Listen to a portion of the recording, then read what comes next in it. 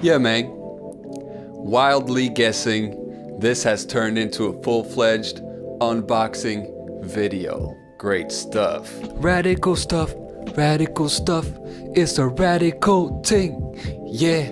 First of all, a little story time. So, on Instagram, I found pictures of the ELZ1. Somehow, some way, I was browsing some tag in the discovery function, I believe, and I found Dr. Uendo there. I started talking. I was asking to him, what is this? And he explained to me that this is a passion project of his. You gotta love a passion project. So this little synthesizer he started building a couple of years back.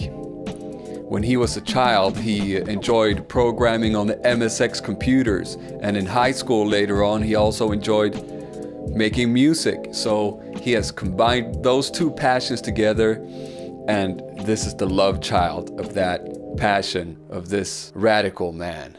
And that's kind of like the whole idea that got me sold on him in the beginning and his product, that this is a product made from passion and excitement and the will and need to discover and create something new from it. Apart from that, I love the form factor of it. It's kind of small and it runs on batteries.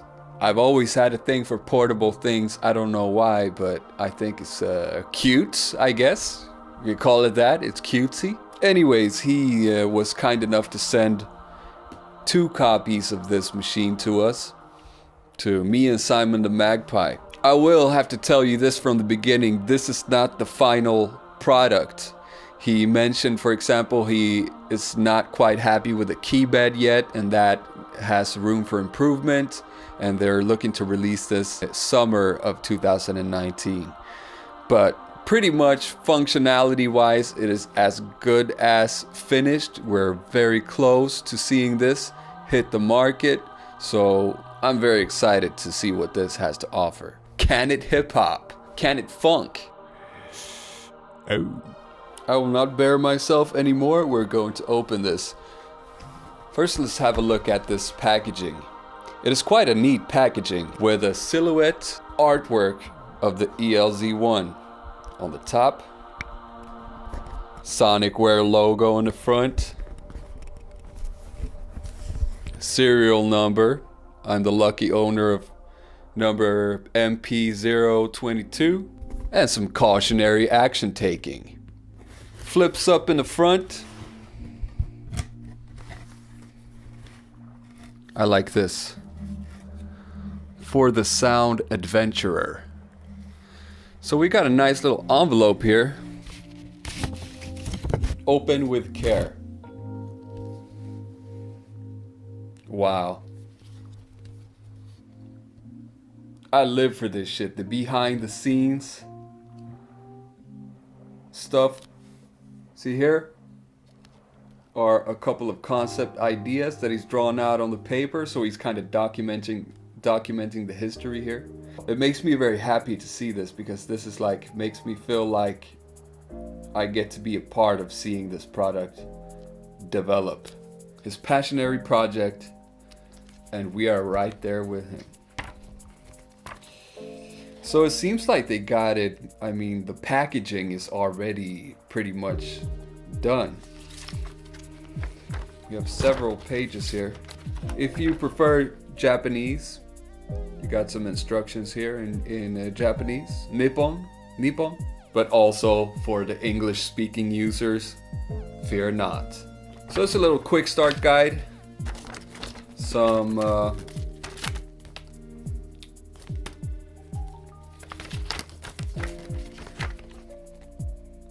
safety precautions, nice, and a picture of the genius himself, Dr. Uendo, CEO of Sonicware Incorporated. Big fan, man. We gotta get that beer and burgers one day, doctor. Simply amazing, what can I say? I will be keeping this in the envelope.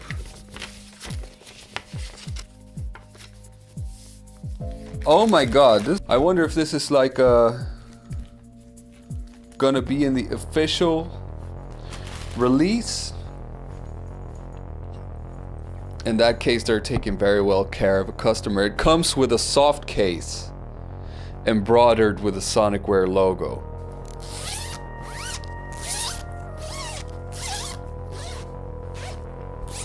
Anybody else love zipper sounds? Yeah, it's a really straightforward bag that I guess you can use to put the device inside. Nice, we like it. And here it is, the beauty itself. Where can we microphone? How do you do this with?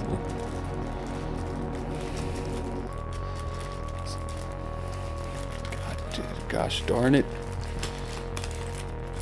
Woo!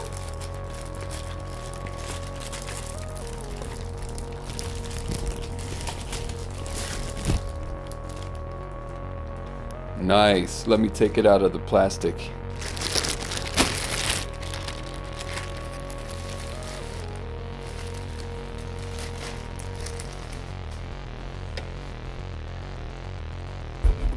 Yeah, it is beautiful. Pretty much how I imagined it. I had imagined it to be just a little bit smaller. But I mean, this is not. Let me get the OP1 and we can compare it side by side. Here we go. OP1, ELZ1. So you can get an idea of how big it is. Compared to my foot, it's about this big. And my feet are really big. I'm a 45 Europe size. Because I'm a tall man. It's got a nice weight to it, and the case is a solid ass fucking metal box. You hear that? Only these here sides are made of plastic. It is solid as a motherfucker. Feeling these knobs?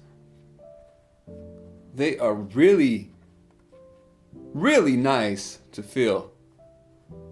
Like the resistance is, there's not a lot of resistance going on, but the size is just right. I'm loving it. And the buttons have a nice click to it. I love it when buttons click. The Keybed also is like, it has a similar click to it and not a lot of resistance. You don't push it down very far. It makes a little.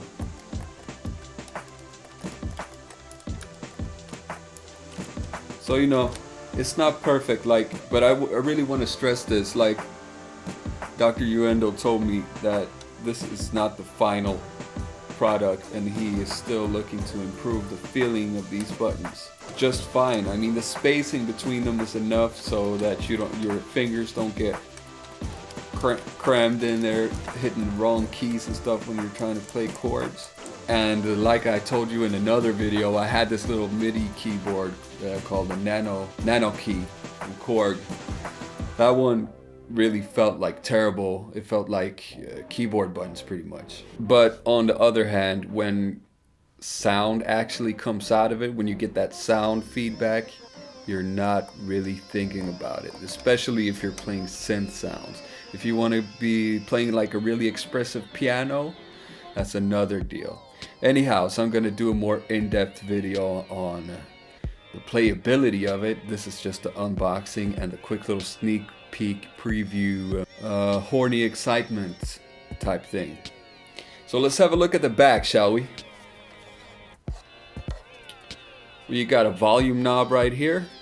Headphone, that's a must for the portable musician. A volume for the line out as well, a separate volume pod for that, and two sturdy line out outputs. It also has an auxiliary in, and I can't tell you too much about this right now since I haven't tried it, what it's functioning for, but I do know that he's talked about, you know, playing along to other music, so I guess you could route another audio signal into it. As far as processing audio through the input, I am not aware of that yet. We'll see how that works. This has a USB connection. I don't know what it does neither. And the DC 5-volt power input. And a tiny little power button so you don't press it by accident. Yeah. Oh yeah, let's have a look at the back. MPO22, custom made, motherfucker. Open it. 4 regular AA batteries. And it will run like a marathon. The reason I don't know too much about the functionality of it yet is because I just didn't want to spoil it. Also comes with a little, let me show you this. It's USB in one end and the DC 5-volt looks like this. So you actually plug it into the DC port and then power it by a USB. I've never seen this before, so I actually think it's kind of radical. I don't know whether you can power it through the USB port or if that's just for file transfer, like firmware updates and transferring sounds, or what possibly it could do. And that's all you're gonna see of it now, because if you want to see us in action with this thing, you're gonna have to watch Simon the Magpie and Bless video coming up pretty soon on his channel. And then I'm gonna do a more thorough review on this unit once I've played around with it. Right now, I'm gonna sit down for like 10 hours straight and just have fun with this. For now, until next time, okay, bye-bye.